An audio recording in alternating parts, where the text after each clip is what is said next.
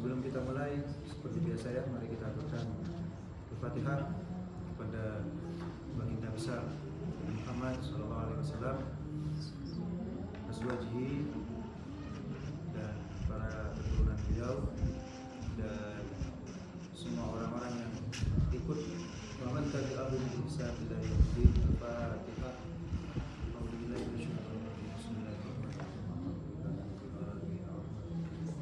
maliki yaumiddin iyyaka na'budu wa iyyaka nasta'in ihdinas siratal mustaqim siratal ladzina an'amta 'alaihim ghairil maghdubi 'alaihim waladdallin. Fatihah yang seterusnya kita aturkan kepada guru-guru kita, baik yang ketemu ataupun yang belum ketemu. Musannif kitab, semua musannif kitab buku yang telah kita pelajari tentunya yang Muslim, Al-Hadinah wa ala kulli din sholihah. Al-Fatihah.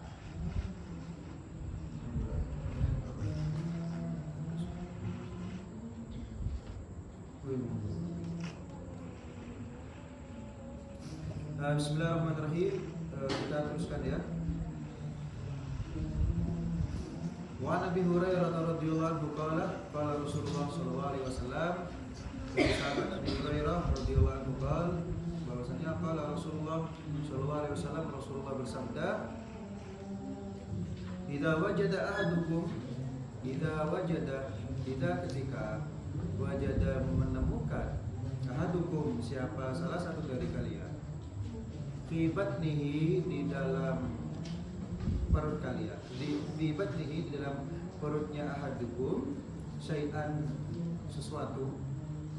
Kan ya, kita ulangi lagi bedanya syai'un, ada kullun, ada ba'dun, ada nisfun, ada syai'un. Kalau kullun semua berarti ya. Kalau nisfun separuh, kalau ba'dun sebagian kecil, kalau syai'un itu paling sedikit. Jadi syai'un itu faidahnya sedikit. Fa'ashkala alaihi, fa'ashkala, maka ashkala, ragu, muskil. Apa syai'un alaihi, atas ahadukum. Akharaja minhu, akharaja, apakah telah keluar, minhu dari syai'un, minhu dari batnun, syai'un, sesuatu, amla atau tidak. Fala yakhrujannah, maka janganlah sungguh kalian keluar. Fala yakhrujannah, maka sungguh jangan keluar, siapa ahadukum, minal masjid, dari masjid, hatta yasma sautan, hatta sampai yasma, mendengar, siapa ahadukum, sautan, pada suara, au yajida, atau menemukan, siapa ahadukum, rihan, pada bau. Akhrajahu Muslim, ditakhrij oleh Imam Muslim. Nah, seperti itu ya. Jadi kita pahami mantuknya dulu, bahwasanya Rasulullah bersabda, ini jelas hadis marfu. Kita nilai dari kualitas hadisnya dulu ya. Kualitas hadis jelas sahih karena ditakhrij oleh Imam Muslim. Saya pernah baca punya itu, bukunya, kalau tidak salah, Nasr Hamid Abu Zaid, Mafhumun Nas. Oh enggak, bukan. Asgar Ali Ejidar, tafsir perempuan. Dia mengatakan bahwasanya sekelas Imam Bukhari itu masih harus ditelaah lagi hadisnya. Karena Imam Bukhari itu dia termasuk orang yang Imam Bukhari adalah manusia biasa yang mana bisa saja lupa. Jadi itu kata Asgar al-Jidal. Apakah betul kata-kata seperti itu? Jadi seperti ini teman-teman. Bangunan yang telah kita pelajari di pondok, betul, kalau kita masuk ke dunia akademis, maka kita harus menggunakan teori keraguan. Karena akademis itu kan teori keraguan. Kita harus menelaah kembali apa-apa yang telah kita pelajari. Tapi bukan berarti kita harus menghilangkan apa yang telah kita pelajari. Paham maksud saya? Seperti ini. Ketika kita membaca Asgar al-Jidal dan kita bukan dari kalangan santri, jadi seperti kita tahu bahwasanya di dalam dunia Islam ulama-ulama kita adalah ulama-ulama yang luar biasa. Dalam artian mereka itu seperti Imam Syafi'i, satu kali baca hafal. Bahkan lebih hebatnya lagi muridnya Imam Ahmad bin Hanbal, satu kali melihat, gak usah baca, melihat sudah hafal. Itu luar biasa. Apakah memang seperti itu? Ya memang seperti itu. Dan Asgar al-Hindar dia nggak tahu, dia nggak paham, dia tidak pernah menelaah sejarah dari ulama-ulama kita. Maka dari itu dia memiliki kesimpulan bahwasanya Imam Bukhari bisa saja salah, bisa saja lupa. Padahal kita tahu Imam Bukhari itu luar biasa daya ingatnya. Kemudian bagaimana seleksi yang ketat dari Imam Al-Bukhari, dari Imam Bukhari. Jadi gak usah dipedulikan kata-kata seperti itu. Intinya seperti itu. Kita ketahui bahwasanya dalam bangunan ilmu mustalah hadis jelas ya, yang dikatakan hadis sahih itu ketika syaratnya bersambung dari atas, dari Rasulullah sampai mukhrij itu nyambung. Kemudian di dalam silsilah syaratnya itu tidak diisi orang-orang yang memiliki hafalan yang lemah. Insyaallah jenengan pernah belajar. Jadi kalau ada orang yang meriwayatkan hadis dan orang itu terkenal hafalannya lemah, maka hadis itu diragukan. Bayangkan bagaimana seleksi hadis sampai sekarang di waktu itu sampai sekarang. Otomatis gak usah sampai sana. Di Taisir Mustalah Hadis itu ada orang yang dikatakan sikoh, ya kan? Rawi hadis itu kan harus sikoh ya harus sikoh. Karena kan siapa yang dikatakan sikoh dalam rawi hadis jelas tidak pernah berbohong, kemudian tidak pernah berbohong dan dia berkata selalu benar. Tapi seperti itu. Ada bagaimana ketatnya meneliti hadis di waktu itu. Dijelaskan bahwasanya ketika ada orang yang meriwayatkan hadis tapi perilaku dia buruk, pernah berkata kotor dalam hidupnya, maka itu tidak dikatakan sikoh. Atau dalam hal yang lain, dalam keterangan yang lain disebutkan, atau mungkin di satu kitab yang sama saya lupa, kalau perawi hadisnya itu pernah kelihatan jalan gak pakai songkok, gak pakai kopiah, maka itu tidak bisa dikatakan sikoh. Jadi bagaimana para ulama mustalah hadis menyeleksi hadis, apalagi Imam Bukhari dalam menyeleksi hadis luar biasa. Jadi sanad-sanad hadis yang dimiliki oleh Imam Al-Bukhari itu luar biasa. Gak ada di sanad itu orang-orang yang pernah berkata bohong atau perilakunya jelek. Jadi dalam ilmu hadis itu sudah apa yang diriwayatkan Imam Bukhari itu sahih. Apa yang diriwayatkan Imam Muslim itu sahih. Semualah kutubus sittah itu sahih. Jadi ketika kita sudah melihat kualitas hadis ini jelas sahih ya, karena ditakhrij oleh Imam Muslim. Terus kalau ada pertanyaan kenapa kok ada kata-kata lebih kuat yang ditakhrij Imam Bukhari Ustaz daripada Imam Abu Daud misalkan, daripada Imam At-Tirmidzi, karena seleksinya Imam Bukhari itu lebih ketat. Ada yang hanya misalkan keluar gak pakai songkok itu gak apa-apa wis, gak apa-apa. Kalau ada rawi yang pernah yang keluar gak pakai songkok itu gak apa-apa wis, gak apa-apa. Tetap hadisnya dikatakan sahih, atau rawi hadisnya gak apa-apa, gak jadi masalah, gak dipermasalahkan. Tapi kalau Imam Bukhari itu ketat banget dalam penseleksian hadis. Jadi seperti itu ya. Sekarang kita masuk pada mantuknya. Mungkin ada yang ingat apa mantuk? Apa mantuk?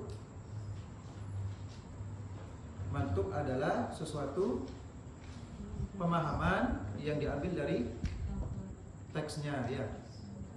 Kalau mafhum itu pemahaman yang diambil dari di luar teks. Paham? Jadi ingat, idza wajada ahadukum fi batnihi syai'an, jika salah satu dari kalian merasa ada yang janggal di perutnya, kemudian merasa apakah apakah mengeluarkan angin atau tidak, maka bagaimana kata Rasulullah, fala yakhrujanna minal masjidi hatta yasma'a sautan aw yajida rihan. Mantuknya jelas ya. Ini menunjukkan, ini isyarinya dulu. Ini menunjukkan bahwasanya kita tidak boleh memberikan ruang di hati kita, di pikiran kita. Kita nggak boleh ada ruang, kita nggak boleh ngasih ruang pada setan. Kadang kalau setan itu kan, ini was-was ya. Tahu was-was kan? Ada yang was-was wudu, nawai gitu ya. Ada yang was-was sholat, ada yang was-was ini kentut apa enggak ya? Ada yang was-was salisul baul, saya kencing apa enggak ya? Gitu. Jadi ketika kita melihat hadis ini menunjukkan Rasulullah ingin mengajarkan kepada kita bahwasanya jangan sampai kita memberikan ruang sedikit pun pada setan untuk menguasai pikiran kita, apalagi dalam masalah ini. Karena kalau dibiarkan, jadi itu was-was. Contoh, masalah aja ya, masalah ini aja, langsung masalah kentut. Misalkan, koyok metu ya, langsung buang. Gak usah dipikir, enggak metu. Itu memang awalnya sedikit. Dalam artian awalnya itu kita biasa-biasa saja. Tapi kalau itu dibiarkan, itu kan sudah setan yang bilang kan. Kalau dibiarkan seperti itu, jadi was-was kalian, dikit-dikit ragu. Atau dalam masalah najis, mungkin kalian pernah lihat siapa gitu ya. Awalnya dia nggak was-was. Jadi ketika jalan, ketika membasuh kaki, kan biasanya kalau orang was-was kan dibasuh sampai 10 kali kan ya. Sampai jedingnya pun suci. Ya kan gitu. Kenapa kok bisa membasuh sampai 10 kali? Ya itu. Saya 1 kali, oh kayaknya ada yang nyiprat, dibasuh. Awalnya 1 kali gitu, dibasuh seret, kok ada yang nyiprat, dibasuh lagi. Sudah 2 kali, tapi kita telah membiarkan setan masuk pada pikiran kita. Kemudian semakin biasa, akhirnya tanpa kita sadari, awalnya yang cuma menyiram 2 kali, akhirnya nyiram 3 kali, akhirnya nyiram 4 kali, sampai pada akhirnya nyiram 10 kali. Di sini ada yang was-was ya? Hah? Alhamdulillah. Ustaz, jenengan kok tahu Ustaz? Saya pernah seperti itu. Masalah najis, saya pernah. Pada akhirnya ya merasa bodoh aja sih. Maka dari itu saya bisa mengatakan seperti ini, ya karena pengalaman saya sendiri, kemudian juga pengalaman teman-teman. Bahkan ya kalau orang was-was itu masalah najis ya, beda masalah sholat. Ada teman dulu, dia tuh was-was luar biasa. Tahu was-was kan ya? Dia tuh was-was luar biasa. Akhirnya sampai saat koncoan diambilkan kotoran manusia. Tahu kan kotoran manusia kan? Diambilkan kotoran manusia, diwadahi kain sarung ya. Diwadahi kain. Dia itu wis tahu kan orang was-was kayak apa. Jadi dia jalannya jinjit. Terus sarung, kalau laki-laki saya nggak tahu kalau perempuan. Kalau laki-laki sarungnya di atas mata kaki gitu, takut nyiprat kan, takut nyiprat hal yang lain. Akhirnya sama teman-teman itu kan gila kan dulu wong was-was itu. Benci, wudu suwe. Terus melakukan pelan-pelan, alon-alon. Akhirnya diambilkan kotoran manusia, diwadahi sarung yang kotor. Biasanya itu dibuat teman-teman santri itu ya. Santri itu kan kalau mandi ada yang pakai sarung itu, mandi bareng kan gitu. Jadi pakai itu langsung dilemparkan ke badannya. Menjurit terus, mau mensucikan diri gak dibolehin. tetap dia sama teman, besoknya sembuh. Kenapa kok sembuh? Ya karena caranya sembuh memang dengan cara melawan itu. Apa misalkan tentang najis misalkan. Ya kita lawan. Oh najis ini enggak kan najis. Masuk. Misalkan sholat Allah seperti itu kan. Atau biasanya saya kan nyantri subuh, saya kan nyantri kan lama. Biasanya itu kalau teman-teman was-was di Fatihah itu gitu. Iya di bulan balik ini. Karena ihdarul qalbi di iya karena abudu wa iya karena nasta'in itu ada yang mengatakan wajib. Gak wajib jangan. Tapi ada yang mengatakan wajib. Jadi iyakah dia merasa kurang hadir lagi. Iyakah seperti itu. Luar biasa. Tapi kita nggak boleh mencaci mereka ya. Kalau kita menemukan orang seperti itu, panggil, kasih motivasi. Kalau nggak mau dikasih motivasi tetap was-was itu donoai. Paham ya? Jadi hadis ini menunjukkan Rasulullah ingin menunjukkan bahwasanya jangan memberikan ruang satu detik pun pada setan untuk menguasai pikiran kita masalah kayak gitu. Jadi idza wajada ahadukum fi batnihi syai'an fa ashkala alaihi akhraja minhu syai'un amla fala yakhrujanna minal masjid hatta yasma'u sautan aw yajida rihan. Jadi kalau kita merasa ada yang keluar dari dari dubur kita, maka berarti tidak, kecuali ada bukti nyata. Apa bukti nyata? Yaitu ada baunya, ya kan? Ada bau kentutnya, atau ada suaranya. Kalau kalian cuma merasa ada yang mau keluar, namun tidak ada suaranya, tidak ada qarinah bahasa, tidak ada tanda-tanda yang jelas, ya udah, jangan dipikirkan. Dan ini tidak hanya berlaku pada tidak hanya berlaku pada masalah perut saja, tapi dalam semua hal. Paham ya? Jadi ini dari Rasulullah langsung. Dan ketika kita mengambil dari hadis ini, maka akan muncul kaidah fiqh al-aslu wa qawlu ma kana ala makana. Pernah dengar ya? Jadi sesuatu itu ketika tidak ada yang merubah secara jelas atau tidak ada pengganggu, maka ketentuan itu akan berlaku pada dasarnya. Contoh seperti ini. Kita punya wudhu, tapi kita ragu, saya itu udah kentut apa enggak?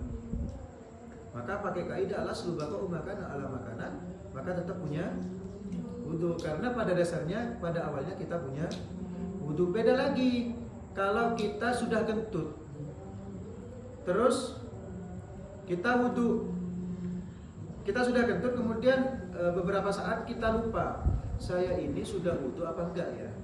Maka asalnya apa? Tidak punya wudhu, berarti tidak punya wudhu. Jadi seperti itu. Paham ya? Terus mungkin ada pertanyaan di sini? Ya, silakan. Kalau memang ada was-was dalam keyakinan, itu bagaimana cara mengendalikan? Maksudnya was-was dalam keyakinan? Contohnya? Kayak misalkan saya Islam apa kafir ya? Gimana? Islam apa kafir ya? Gitu. Keyakinannya tuh kayak Islam enggak gitu. Kok bisa? Ya gini, secara umum orang was-was itu jika ditelusuri, dia itu sebetulnya tidak punya alasan untuk was-was. Cuma dia itu masuk pada lingkaran pikiran setan aja. Kalau was-was Allah ada apa enggak kan bukan was-was lagi, berarti ragu. Misalkan Allah ada apa enggak, ya pasti ada lah. Tapi kadang gini ya, saya pernah juga mengalami itu. Bukan mengalami was-was seperti itu, tapi mengalami, coba ada setan itu bilang pada otak saya, coba buktikan kalau Allah itu ada. Seperti itu. Buktikan kalau Allah itu ada. Kalau setan itu mengganggu kita dalam masalah akidah, maka caranya jangan dihiraukan. Karena kenapa? At-tasalsul. Akidah itu tasalsul. Al-aslu la yus'al. Coba bagaimana cara, misalkan Allah, kita paham, kita percaya pada Allah. Ditanyakan, ada setan nanya, ada setan masuk pada pikiran kita. Apakah Allah itu memang ada? Coba buktikan. Kita bilang, ini langit dan bumi, kalau tidak ada yang menciptakan, maka tidak mungkin ada kan? Tidak mungkin waro-waro ada. Terus setan itu bilang, kamu yakin yang buat Allah? Jangan-jangan ada Tuhan yang lain? Atau pernah ada pikiran seperti ini? Kita kan punya dunia ya. Allah itu punya dunia apa tidak? Terus yang menciptakan Allah siapa? Tidak bisa. Malah sudah yus'al. Kalau kita terus seperti itu, maka kita masuk pada musalsal. Dalam artian tidak bisa, tidak mungkin selesai. Kalau masalah akidah diteruskan seperti itu, pasti kita menemukan jawabannya, dan setan juga pasti menemukan alasan lagi untuk bertanya. Caranya seperti apa? Ya udah, jalani aja. Apakah kita was-was keyakinan? Kayaknya enggak. Cuma kita sedang kabur aja pikiran kita. Kalau kita was-was keyakinan, enggak mungkin kita sholat kan? Jenengan sholat aja itu sudah menunjukkan bahwa jenengan yakin bahwasanya Allah satu. Kalau meyakini Allah lebih dari satu, enggak mungkin ikut syariat Islam. Paham? Terus ada lagi? Fakhruddin Ar-Razi pernah, kalau jenengan baca kitabnya Muqaddimah, baca kitab Muqaddimahnya Tafsir Ar-Razi, jenengan akan menemukan kata-kata Fakhruddin Ar-Razi. Saya itu, dia mengatakan saya, bahasa Maduranya kasta, bahasa Indonesianya saya menyesal. Saya menyesal terlalu sibuk belajar ilmu tauhid. Karena kenapa? Kalau kita sudah berbicara tentang ranah tauhid, otomatis kita berbicara tentang Allah dan af'alnya Allah. Sedangkan af'alnya Allah itu tidak sama dengan af'alnya kita. Cara mencintai Allah tidak sama dengan cara mencintai kalian. Ya saya juga. Cara mengasihinya Allah tidak sama dengan cara mengasihi kita. Jadi sifat Allah yang 99 itu semuanya masuk pada kategori mukhalafah lil hawadis. Jadi kalau kita pernah berpikir cara Allah mencintai kita itu dengan cara kita, itu salah. Allah tidak seperti itu. Lah ini, ketika kita berbicara Allah, otomatis kita akan membayangkan Allah seperti apa, kan gitu. Ketika kita membayangkan Allah seperti apa, maka itu sudah keliru. Kata Muhammad Sayyid Ramadan Al-Buti, kalau kita sedang sholat, kemudian kita menyembah Allah dan kita membayangkan Allah, itu sama saja kita dengan menyembah patung. Tapi tetap saya, dalam artian kalian membayangkan Allah itu jangan membayangkan bentuknya, membayangkan Allah hadirnya saja, zatnya saja.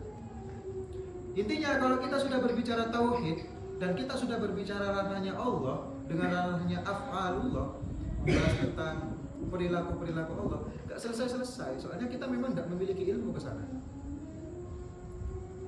Wujuhu yawma idzin nadhirah ila rabbiha. Itu kalau Ahlus Sunnah wal Jamaah, saya gak bilang Ahlus Sunnah. Kalau Maturidi dan Asy'ari kan memang kita melihat zatnya Allah kan nanti di surga. Kalau Mu'tazilah enggak. Terus ya sudah, kalau kita sudah mengetahui kalau Mu'tazilah bilang enggak, Asy'ari bilang iya, ya udah cukup. Jangan diteruskan. Kalau diteruskan enggak apa-apa, ada ilmunya. Ada ilmunya. Karena di surga itu tidak sama dengan kehidupan di dunia. Waktunya tidak sama. Kemudian semuanya tidak sama. Kalian membayangkan kebun yang indah, yang kebun itu dialiri oleh sungai yang dari susu. Kalian membayangkan seindah apapun, atau yang laki-laki membayangkan bidadari secantik apapun, seluar biasa apapun bidadari itu, seperfect apapun, maka lebih indah yang Allah ciptakan di waktu itu. Ini menunjukkan bahwasannya memang kita tidak bisa ke sana. Ya, intinya kembali ke pembahasan masalah Allah melihat, masalah kita akan melihat Allah suatu saat nanti di hari kiamat. Kalau Asy'ari dan Maturidi itu kan memang kita melihat dzatillah. Kalau Mu'tazilah enggak, ya sudah, jangan diteruskan. Kalau diteruskan enggak selesai-selesai. Mending waktu kita dibuat untuk hal yang lain. Paham ya? Ya, sedikit berbicara waktu, saya ambil 2 menit ya. Berbicara waktu. Kalian baca buku Atomic Habit, pernah dengar? Ya, pernah dengar? Ada PDF-nya itu. Saya punya, kalau yang mau silakan. Beli bukunya juga gak apa-apa. Atau ada bukunya siapa saya lupa, itu seni memanage waktu atau memahami waktu, saya lupa. Itu bagus juga bukunya. Kalian bisa baca Atomic Habit itu, atau seni memahami waktu itu gak apa-apa. Tapi ini yang ngarang orang kafir ya. Yang ngarang orang kafir.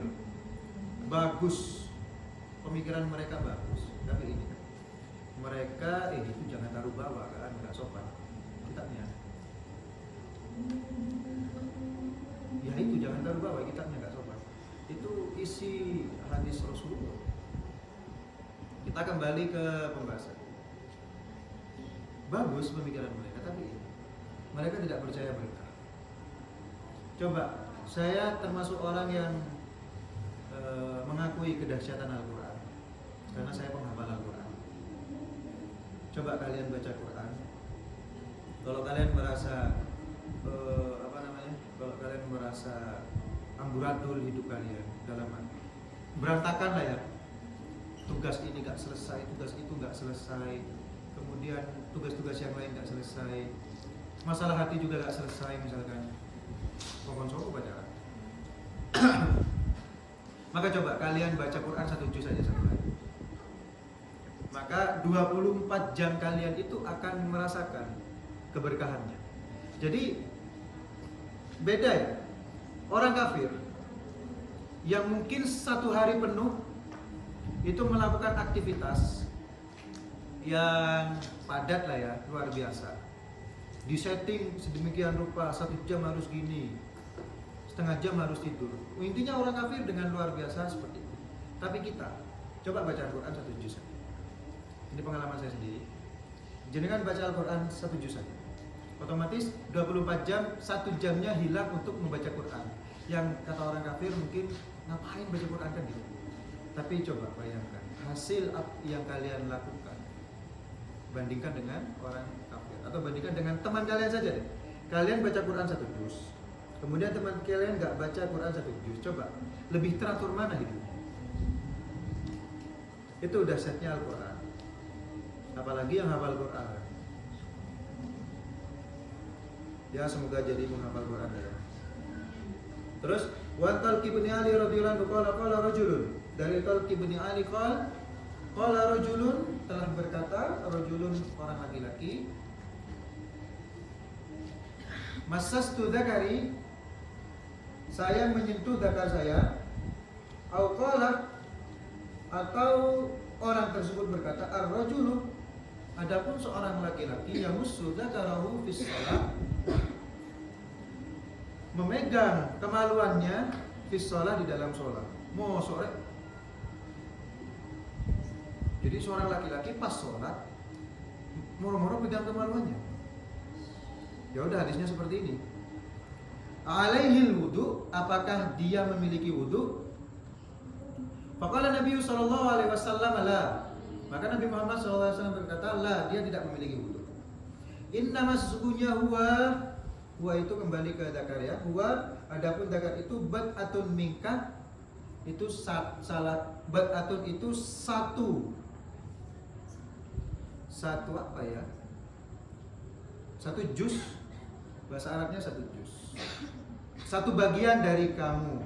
Akhrajul khamsah, ditakhrij oleh Imam Khamsah, wa sahhahu Ibnu Hibban, ditasih oleh Imam Ibnu Hibban. Ini untuk laki-laki, jelas ya kalian sudah tahu semua bahwasanya kalau seorang laki-laki memegang kemaluannya ataupun perempuan juga memegang kemaluannya, maka batal.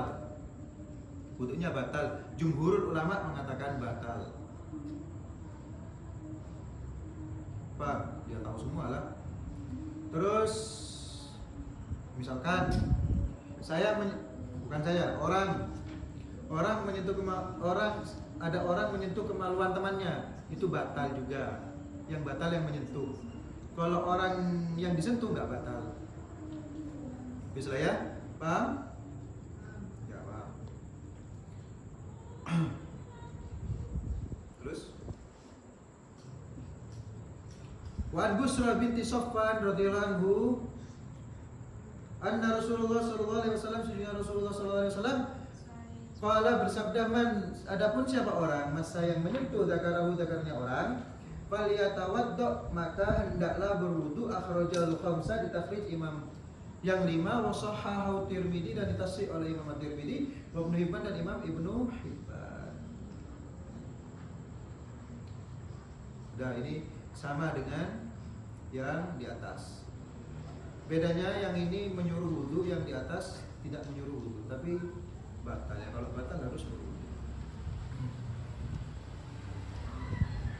Terus wa Aisyah radhiyallahu anha anna Rasulullah sallallahu alaihi wasallam, dari Sayyidina Aisyah radhiyallahu anha anna Rasulullah sallallahu alaihi wasallam, sungguhnya Rasulullah sallallahu alaihi wasallam qala bersabda, man adapun siapa orang asabahu yang terkena qai'un muntah auru'afun atau mimisan, au qalasun itu dahak dahak itu qalas, au madyun atau madi, falyansarif maka hendaklah pergi, membatalkan sholat ya. Falyatawaddo dan hendaklah berwudu. Tsumma kemudian liyabin agar supaya membangun lagi ala sholatihi atas sholatnya.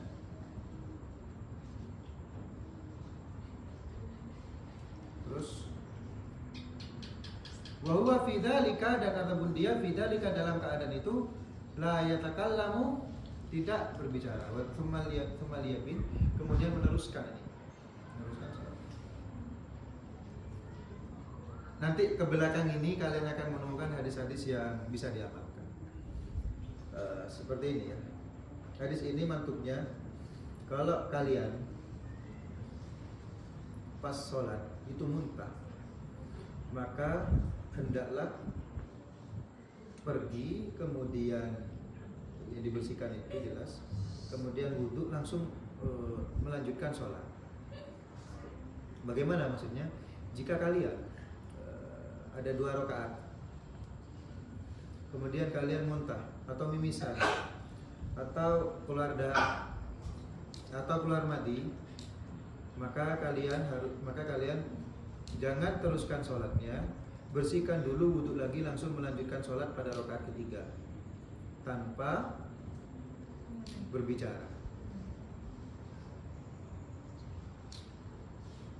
Ini maksudnya. Ya amalkan, gak apa-apa ngamalkan ini.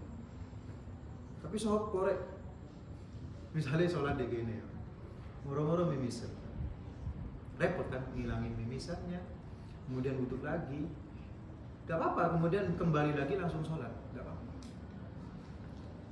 Lanjut ke ini yang agak teman-teman di sini yang mendengarkan separuh-separuh, jangan salah paham dulu ya, harus mendengarkan dari penuh.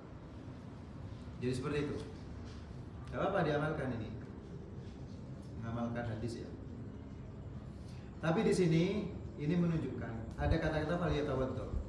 Rasulullah menyuruh untuk wudu, dalam artian Kenapa kok orang muntah itu harus wudhu? Maka dari itu Imam Ahmad mengatakan bahwasanya orang kalau muntah itu harus wudhu lagi. Orang yang mimisan harus wudhu lagi. Kalau mati jelas ya. Kalau mati jelas. Seperti itu. Jadi diingat kembali teman-teman dari depan. Kalau kalian ikut madhabnya Imam Syafi'i dalam wudhu, otomatis sentuh perempuan batal kan? Tapi kalau ikut madhabnya Imam Abu Hanifah, maka menyentuh perempuan walau bisa syahwatin, atau kalian yang menyentuh laki-laki bisa syahwatin, itu tidak batal. Tapi ingat, meskipun tidak batal, Imam Abu Hanifah juga menekankan apa yang dibatalkan dalam wudhu menurut madhabnya. Apa itu? Imam Abu Hanifah mengatakan bahwasanya, bentar ya, ini ada di kitab.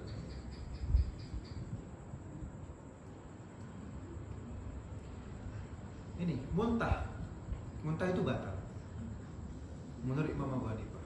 Kalau Imam Syafi'i, kita muntah batal apa enggak wudhunya? Tidak. Enggak ya. Kalau Imam Abu Hanifah, muntah itu batal. Jadi silahkan, enggak apa-apa kalian ikut Imam Abu Hanifah, terserah. Sholatnya pakai Syafi'iyah enggak apa-apa, wudhunya pakai Imam Abu Hanifah enggak apa-apa, biar apa ya? Biar enggak ribet lah ya, dikit-dikit wudhu. Saya itu kalau lebaran, bukan saya sih, kalau lebaran, mending kalian ikut wudhunya Imam Abu Hanifah, apalagi yang menghafal Quran.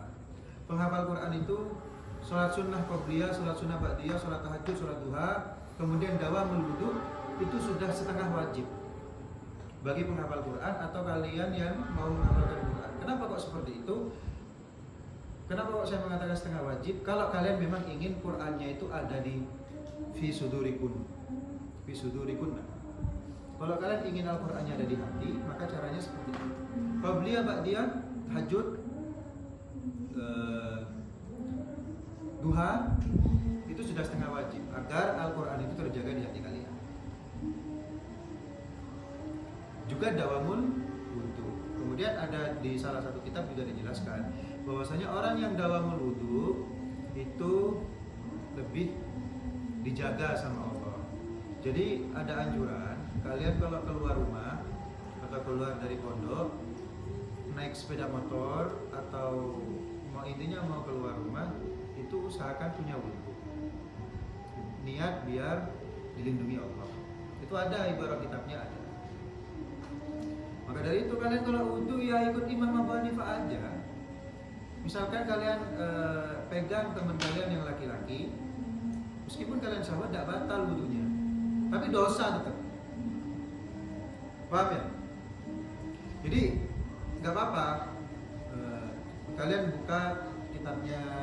Kalau kalian pengen mempelajari secara penuh bagaimana rukun dan syarat wudhunya Imam Abu Hanifah, buka kitabnya Sumpah ya, coba dilihat kitabnya Imam Abu Hanifah tentang fikih itu apa, dipelajari. Itu enak. Jadi kita tetap dawamul wudhu, kita tetap punya wudhu. Misalkan sholatnya pakai punya siapapun terserah. Paham ya? Ya, jadi seperti itu.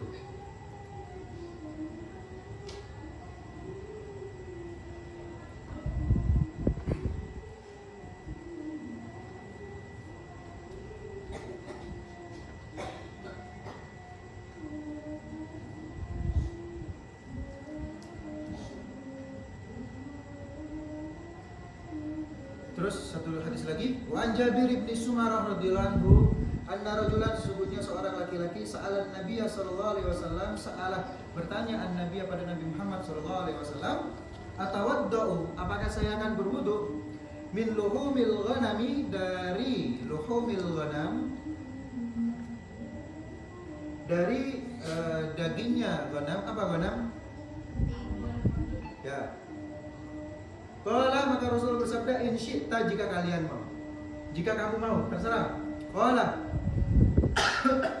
atawaddau min luhumil ibili, apakah saya akan berwudu min luhumil ibili, dari daging-dagingnya unta? Qala, maka Rasul bersabda, na'am, maka iya. Akhrajahu Muslim. Coba hadis ini menurut kalian cara mantuknya seperti apa? Saya kasih mantuk, betul apa salah gini ya? Kalau kita makan daging gonam apa gonam barusan? Kalau kita makan daging kambing, maka kita nggak apa-apa wudhu, terserah kita. Tapi kalau kita makan daging unta, maka kita wajib wudhu betul. Menurut kalian gimana ini? Tetap ya cara kita memahami hadis ya, seperti yang telah dijelaskan 1 minggu yang lalu. Kita bayangkan keadaan itu. Bayangkan kalian bayangkan seakan-akan kalian ada di tempat ketika orang ini nanya ke Rasulullah. Bayangkan orang itu baru makan daging kambing misalnya. Kayak itu. Anna Rasulullah sallallahu alaihi wasallam qabbala ba'da nisa'ihi fa kharaja wa lam yatawadda. Sayyidah Aisyah kan? Kan saya nanya ke kalian minggu yang lalu. Rasulullah itu mencium salah satu istrinya, kemudian beliau keluar dan tanpa wudhu. Saya nanya, kenapa? Itu siapa yang dicium? Kalian mengatakan Aisyah. Kenapa kok Aisyah? Ya karena Aisyah sendiri yang cerita. Ya kan?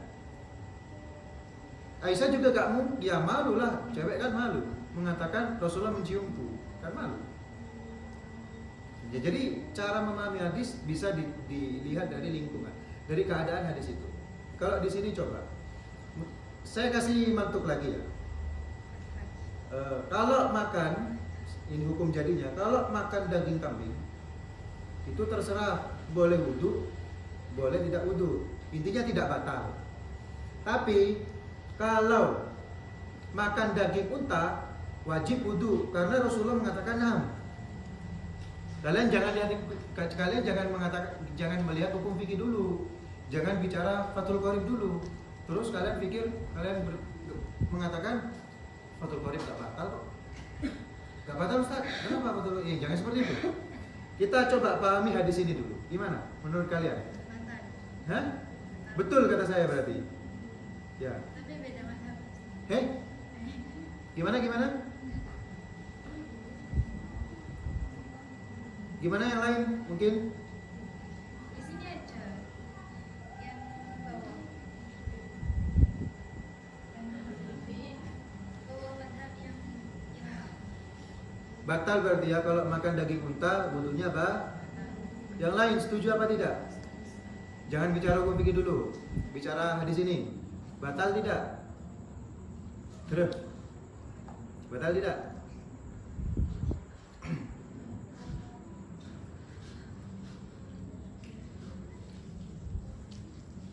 Gak ada lagi. Kenapa kok kamu mengatakan batal?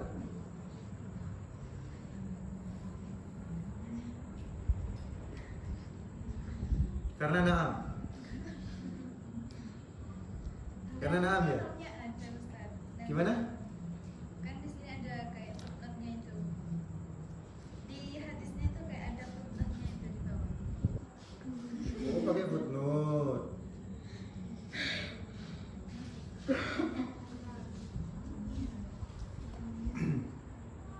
Ya ini kalau menurut Imam Ahmad batal. Kalau kita makan daging unta, maka kita wajib wudhu, maka wudhunya batal. Tapi menurut Imam Syafi'i enggak. Ingat-ingat kalau kalian ingin ikut wudhunya Imam Ahmad harus tahu semua, yang membatalkan, yang mewajibkan harus tahu. Gini, hadis ini coba, apakah orang tersebut bertanya, apakah redaksi hadisnya, ya Rasulullah, jika saya makan daging kambing, apakah wudhu saya batal? Kan nggak seperti itu kan? Ya. Tapi dia mengatakan, apakah saya harus wudhu kalau saya setelah makan daging kambing? Rasulullah, terserah kamu. Terus nanya lagi orang itu, apakah saya harus wudhu kalau saya sudah makan daging unta? Rasul mengatakan na'am. Coba redaksi yang mengatakan wajib dari redaksi yang mengatakan batal wudhu, ada nggak? Oke, jenengan mengambil dari mafhumnya. Pemahamnya gini Ustaz, karena kalau Rasulullah mengatakan na'am, berarti pemahamannya, mafhum mukhalafahnya batal wudhunya, karena sama Rasulullah seakan-akan disuruh wudhu, kan seperti itu. Ya mungkin pemahaman Imam Ahmad seperti itu. Maka dari itu hadis ini yang menjadi landasan Imam Ahmad, bahwasanya kalau kita makan daging unta batal wudhu kita. Tapi kalau menurut mazhab yang lain tidak seperti itu. Karena pertanyaannya itu apakah saya harus wudhu, bukan apakah wudhu saya batal. Karena orang wudhu itu belum tentu, karena orang wudhu, niatnya orang wudhu itu bukan berarti dia gak punya wudhu kan? Kan kadang ada orang wudhu, ini gini, ini wudhu bukan wudhunya kalian loh ya. Kalau wudhunya kalian kan cuma muka, tangan, sebagian rambut, kemudian kaki, enggak, ini wudhunya wudhu sempurna. Cuci tangan, kemudian kumur, kemudian hidung sampai selesai. Ini wudhu yang dimaksud. Bukan wudhunya kita ya. Kalau wudhunya kita kan ya itulah tadi. Jadi hadis ini menunjukkan hadis ini tidak menunjukkan yang membatalkan wudhu. Paham? Karena redaksinya orang itu bertanya, ya Rasulullah apakah batal wudhu saya? Enggak kan? Tapi dia bertanya apakah saya harus wudhu. Dan bayangkan, daging unta, pernah makan daging unta? Enggak pernah ya, semoga suatu saat nanti makan lah ya. Amin. Dalam artian mafhum muwafaqahnya, makan daging unta otomatis makannya di Mekah. Daging unta itu saya juga enggak pernah makan. Tapi daging unta itu kan teman saya banyak yang di Saudi kan. Banyak sekali di Saudi. Memang daging unta itu gizinya besar. Dan lebih menyengat daripada kambing, tergantung yang mengolah. Kalian tahu kan kalau makan soto kambing ya kan, sate kambing kan bau kambing-kambingnya itu kan ada ya. Bahkan kalau ada teman kita bau dikatakan bau kambing. Nah, seperti itu. Nah, maka dari itu hadis ini secara pemahaman tidak menunjukkan batal wudhu. Kemudian ketika Rasulullah mengatakan na'am, ini bukan berarti wajib juga. Paham ya? Contoh. Kalian habis selesai olahraga, keringat luar biasa. Nanya sama Pak Kiai apakah saya harus mandi? Yo jelas. Paham? Karena bau. Sama dengan hadis ini. Zaman dulu belum ada Sensodyne ya. Zaman dulu belum ada Sensodyne, belum ada sikat yang halus, gak ada. Dan zaman dulu gak ada kaldu, gak ada, gak tahu ya, kaldu gak tahu ya, gak tahu. Intinya zaman dulu gak ada basreng ya, gak ada cilok, gak ada itulah. Jadi cara kita memahami hadis seperti itu. Hadirkan diri kita seakan-akan kita ada kita di waktu itu, maka kita akan menemukan, oh iya ternyata di waktu itu keadaan Rasulullah itu seperti ini. Seperti contoh yang hadis yang dulu itu, Rasulullah tentang al-mashu 'alal khuffain. Kenapa Rasulullah itu enggak memperbolehkan? Kenapa Rasulullah memperbolehkan al-mashu 'alal khuffain? Ya karena memang masjidnya dulu masjidnya tanah. Salatnya ya salat pakai sepatu. Kalau sekarang tetap boleh masuk 'alal khuffain, tapi enggak mungkin kalian salat di masjid bawa sepatunya. Kan gitu kan?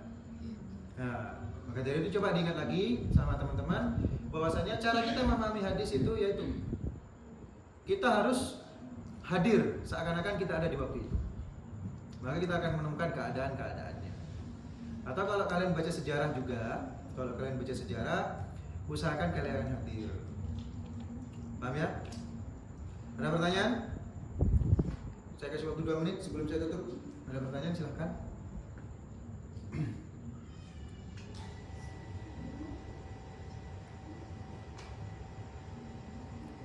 Gak ada ya? Ya saya cuma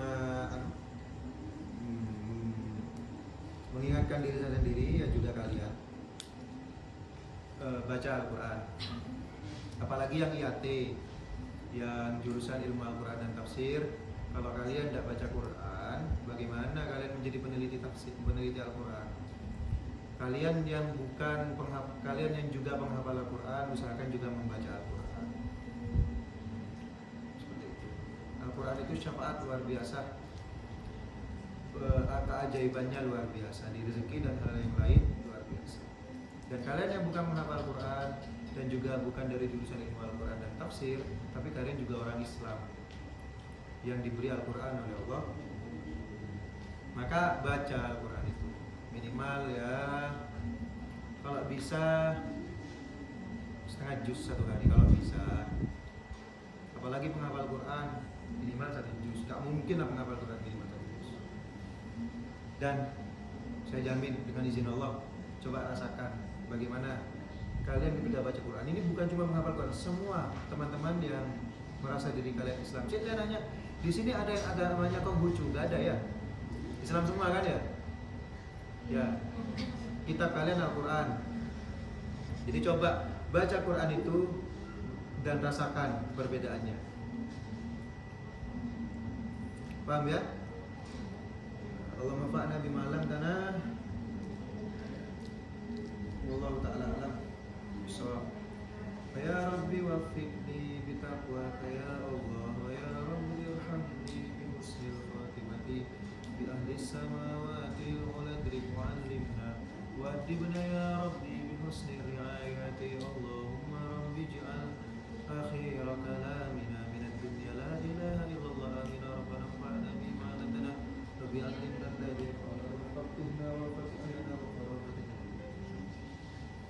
Ya, satu kali lagi. Sekarang itu bulan lahirnya Rasulullah, perbanyak baca sholawat. Minimal kalian seneng ada di waktu bulan kelahiran Rasulullah. Matikan ya. Sudah mati?